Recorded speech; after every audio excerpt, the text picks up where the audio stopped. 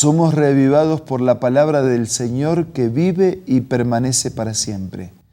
Es con esa necesidad, pero al mismo tiempo con esa esperanza que buscamos diariamente en las páginas de la Biblia un mensaje del corazón de Dios para nuestro corazón. Y en nuestra lectura y reflexión sistemática de las Escrituras, capítulo tras capítulo, hoy nos detenemos en el capítulo 43 del libro de Ezequiel. Pero antes pedimos la bendición de Dios. Señor, al abrir tu palabra, te pedimos que abras nuestra mente y corazón para entender tu mensaje.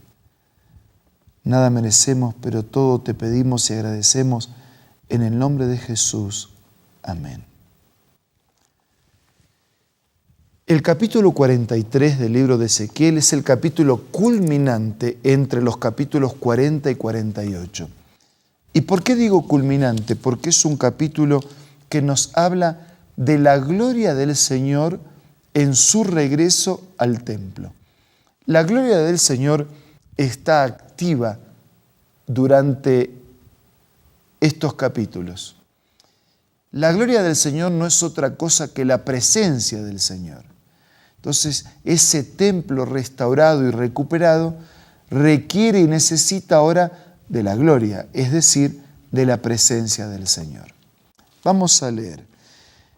Comienza el capítulo de esta manera. Entonces el hombre me llevó a la puerta que da al oriente y vi que la gloria del Dios de Israel venía del oriente, en medio de un ruido ensordecedor, semejante al de un río caudaloso, y la tierra se llenó de su gloria.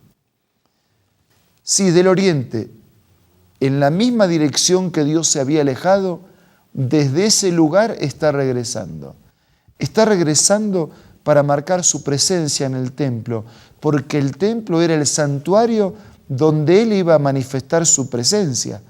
Pero dice que no solo llenó el templo, sino que llenó toda la tierra, porque la criatura también es un santuario para la morada de Dios.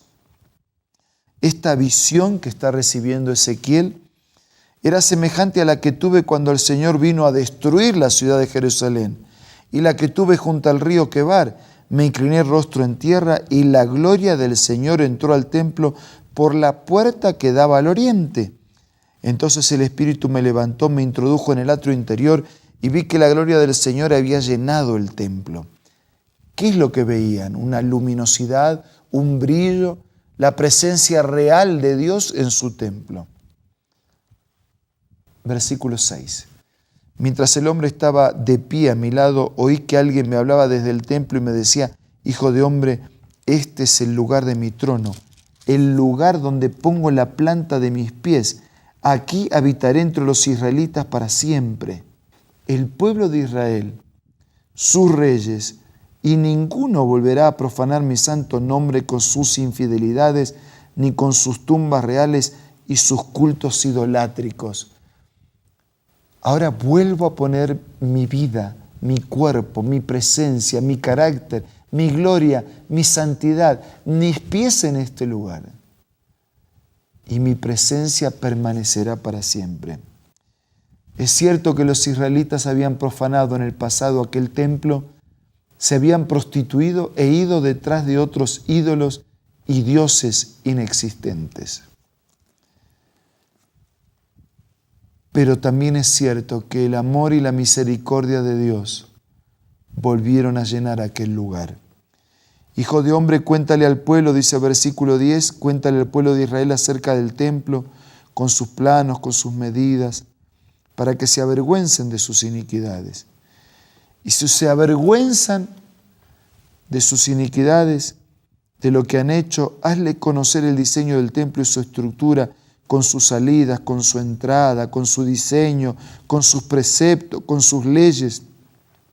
Pon todo esto por escrito ante sus ojos, para que sean fieles a todo su diseño y cumplan todos sus preceptos. Porque esta es la ley del templo, todo el terreno que lo rodea sobre la cumbre del monte será un lugar santísimo. Tal es la ley del templo, ese templo que marcaba la presencia de Dios, esos rituales que anticipaban el sacrificio del Hijo de Dios en favor del perdón de nuestros pecados, esas leyes que hablaban del carácter inmutable de un Dios que no cambia y que ponían a la criatura en conexión con el Padre en una relación de fidelidad y de obediencia.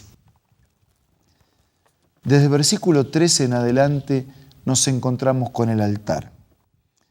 Las medidas del altar, lo que rodeaba el altar, el material con que el altar estaba hecho.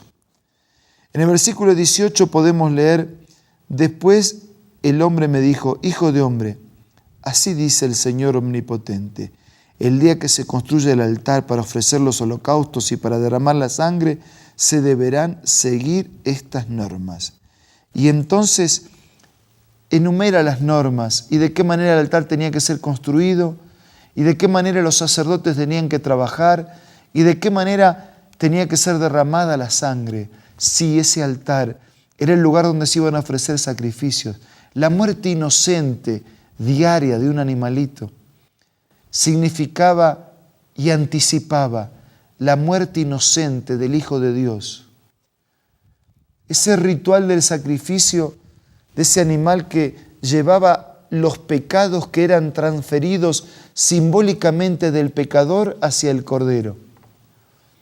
Y de la misma manera eso ilustraba y prefiguraba la transferencia de nuestros pecados sobre el Hijo de Dios, el Cordero, de quien Juan, cuando lo vio venir, dijo: he aquí el Cordero de Dios que quita el pecado del mundo.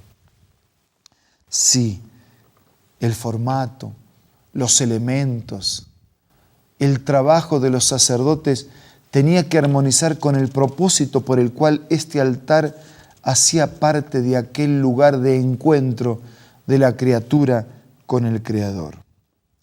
Versículo 24 dice: en presencia del Señor y los sacerdotes los rociarán con sal y los ofrecerán como holocaustos al Señor. Durante 7 días los sacerdotes harán la expiación por el altar y lo purificarán, y de este modo quedará consagrado.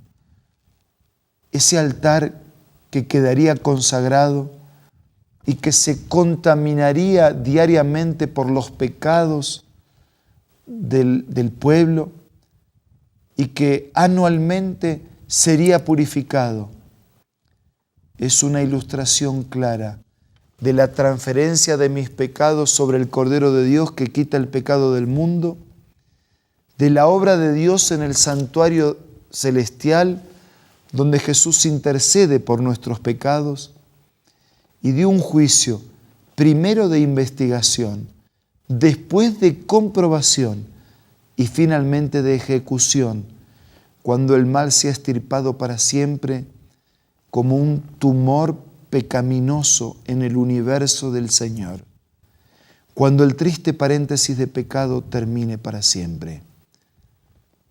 Por eso la gloria, por eso la presencia llenaba todo el templo. Donde el Señor está, hay gloria. Donde Él está, hay vida. Donde Él está, hay pecados perdonados. Donde Él está, hay esperanza asegurada. Y un día, cuando el mal y el pecado sea extirpado definitivamente, podemos ser parte de la eterna vida de Dios para compartir con Él los años sin fin de la eternidad. Así como un día Dios quiso estar presente en aquel templo restaurado, con su gloria, Él también quiere estar presente en este templo que es nuestra vida, para impactarnos con su presencia, con su gloria y también con sus bendiciones. ¿Será que le vamos a permitir a Dios habitar en el santuario de nuestra vida? La pregunta es para todos nosotros. La respuesta es de cada uno.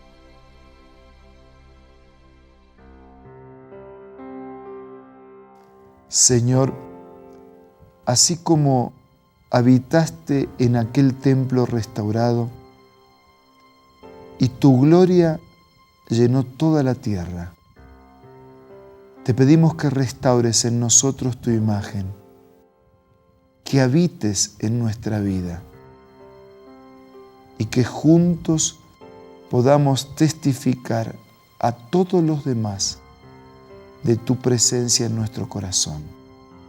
Que tu presencia nos santifique, nos limpie, nos perdone, nos transforme y nos habilite para ser obedientes a tu mandato y a tu palabra.